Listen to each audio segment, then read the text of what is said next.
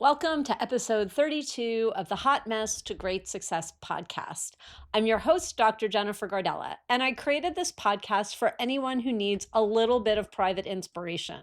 You don't want to shout your problems or disorganization from the rooftops on social media. You don't want to join a mastermind. You just want to know that someone else is working through some stuff. Don't forget, everything is available. All the links, all the notes will be in the show notes on my website, hotmastergreatsuccess.com. So thanks so much for joining me.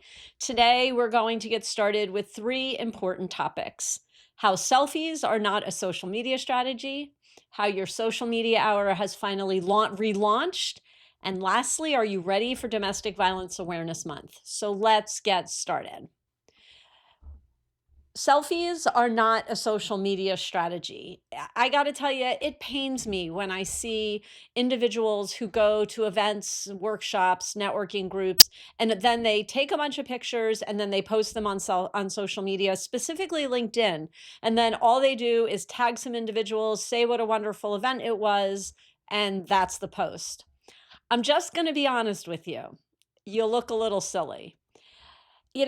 Posting selfies, who you're with, okay, I understand what you're trying to accomplish. But honestly, you're missing a golden opportunity.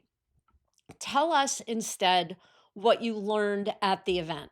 Tell us why a specific connection was important, either to help you with your business, do business, they're a prospect, I don't know.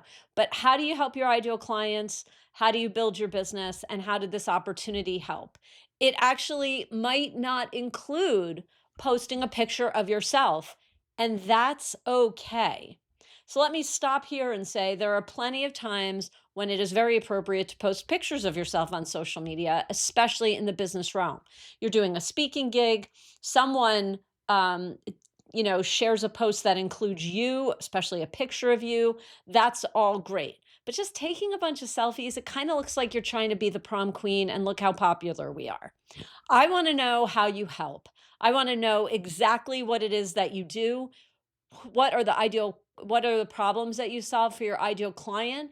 And most importantly, I want an understanding of your business so that I can refer to you.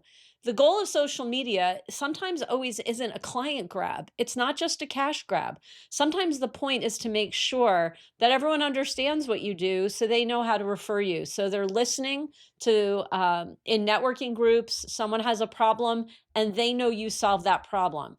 And as far as I know, when you're just posting a bunch of selfies, the only thing that I know that you do is you go to networking events and take pictures. So keep that in mind. This hit home for me when I was in a mastermind and someone in the mastermind had a picture of themselves with Tony Robbins. I said, "Wow, that's really exciting. Did you do work with Tony Robbins? Where'd you meet him?" And this individual said, "No, I paid $85,000 to be in a mastermind group with Tony Robbins, and I was allowed to take a selfie and post it." So, that's the kind of inauthenticity that the internet is filled with. We have enough junk on the internet. The internet is filled with fluff. It's a very noisy space. You're going to differentiate yourself with authenticity. So stop posting selfies, stop talking about how great it is that you were at yet another networking event, and instead talk about how you help your ideal clients, how that networking event or that workshop inspired you in some way. Okay, so I also would like to talk about your social media hour. This is so exciting. Your social media hour has launched. If you don't know what to post, if you have gone down the rabbit holes of only posting selfies or look at me or we've been in business for 25 years, if you're wondering why your website doesn't rank, if you're wondering how to build a big social media presence, I've created your social media hour just for you. So it's a $50 a month program, and it includes a blogging course, a social media course. It includes weekly checklists of what to do and how to responsibly use AI in your marketing. It also includes weekly office hours with me to get your questions answered live. So, uh, you know, your social media hour was the first business I ever started a long time ago. At the same time when I entered my relationship that turned out to be one of domestic violence. So my professional world and your social media hour kind of grew up in domestic violence. And I wasn't able to support it back then for a lot of different reasons. I have always wanted to bring your social media hour back. And this spring, I participated in the Goldman Sachs 10,000 Small Business Program. And my growth project for that program was relaunching your social media hour. And on June 1st, it relaunched. We actually have subscribers already. People are starting to make strides in their business. So if you're sick of not knowing what to do on social, if you're sick of just posting selfies at events, I highly recommend you check out the website for your social media hour. And I'll just be honest, the website needs some help. So I would love to hear your thoughts. Is it speaking correctly to you? Is it talking about your pain points enough? I want to hear what you would like to see from your social media hour as well. Okay, moving on to topic number 3. Are you and your team ready for Domestic Violence Awareness Month? Now, let me be clear. Any of these awareness months, I understand the point, but we have to start to address issues throughout the year. Domestic Violence Awareness Month is in October. It is a great month to bring awareness to the issue. But what we really need is for your business, your company, to put a plan in place to support domestic violence victims and survivors at all points in the year. 85% of us are influenced by domestic violence each and every day.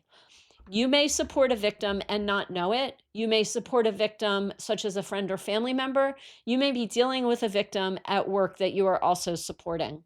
We see it in the workplace: lack of productivity, too many days off, our employees are distracted. Maybe they're leaving early, coming in late. Their husband or wife is calling all the time. Their abuser is calling all the time. Their abuser is waiting for them in the parking lot, stopping by the office. Let me be clear.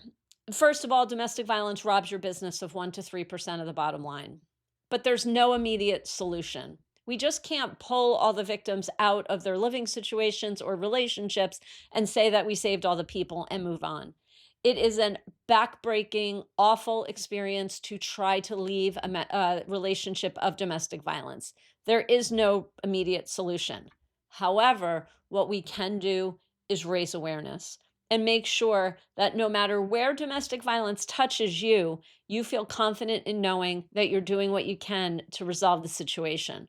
For instance, if your sister or brother is suffering from domestic violence and you drive every day to work listening to them on the phone, that can be an awful experience. You drag all that emotional baggage in with you to the office every day.